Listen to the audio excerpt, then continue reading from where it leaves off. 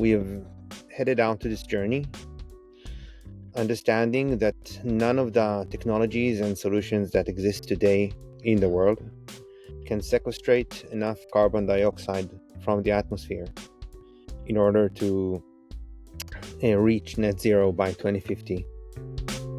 This is Green Up, and today we are talking with Ori Shaashua, co-founder and CPO at Gigablue. So before we chose to reinvent the wheel, we looked at nature. And we asked ourselves, what is nature doing? Because nature has been around for millions of years, and evolution had invented, so to say, mechanisms to balance all of the different factors that impact the temperature on Earth.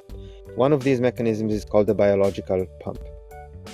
And the biological pump is responsible for the fact that 50 gigatons of carbon get sequestrated in the ocean today. And this is a massive number. So we thought that instead of us inventing yet another machine, material, or process, we need to look into this process and see how we can accelerate it, trigger it, or make it more effective. This process basically involves tiny microalgae called phytoplankton. Phytoplankton are basically tiny plants that grow on the photic zone, the top part of the ocean that gets exposure to light.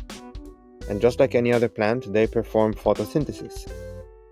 And as they do that, carbon gets fixated to the phytoplankton. We analyzed the ocean around the globe, and we've realized that there are areas in the ocean that are missing the nutrients that phytoplankton needs in order to grow. So, in other words, you can consider these nutrients as phytoplankton food that is missing in certain areas in the ocean. What we have developed a unique particle that contains a unique cocktail of nutrients that balances this gap, bridges this gap of micronutrients that are lacking in certain areas of the ocean. And once we bridge the gap, we enable the growth of phytoplankton even in areas in which it does not grow today.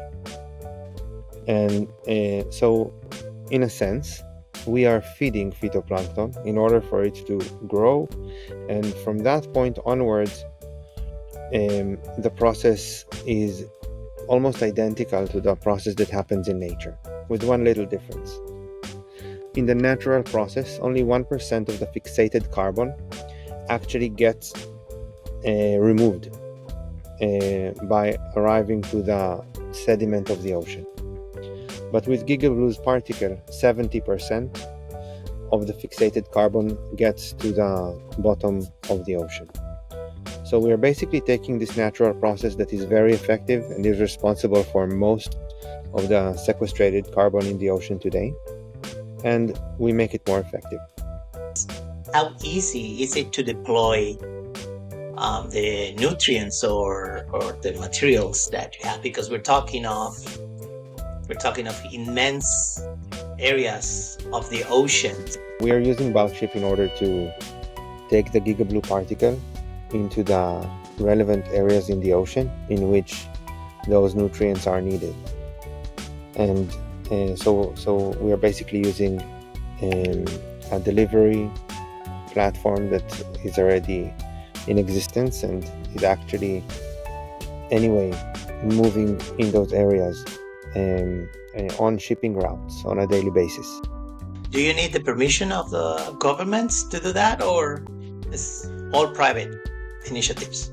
Absolutely. So everything that we do requires the permission of regulators and governments. And we are operating in the financial waters of countries that wish to reach net zero. And part of the value that countries get by allowing us to operate in their economic water is access to carbon credits. prioritized access to carbon credits. And countries that we are engaging with today are already asking us to basically reserve the first carbon credits to be purchased by those countries.